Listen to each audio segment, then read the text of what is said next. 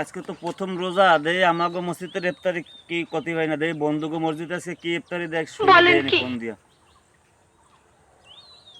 হ্যাঁ হ্যালো বন্ধু, তোকে মসজিদের ইফতারির খবর কি? আজকে কি ইফতারি দেবে? হ্যালো বন্ধু, আমাকে মসজিদের খবর তো ভালো। ওই মল্লিক বাড়িতে 2 ডাক বিরিয়ানি দেবে। তুই ব্যস্ত আয়, বন্ধু বান্ধব নিয়ে ব্যস্ত আয়, আমরাও যাচ্ছি। আর বেশি সময় মনে হয় নেই, তুই ব্যস্ত আয়।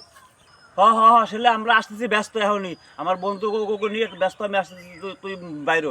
আচ্ছা ঠিক আছে, রাখ ফোন রাখ। এ বন্ধু, কি হয়েছে? খবর শুনেছিস?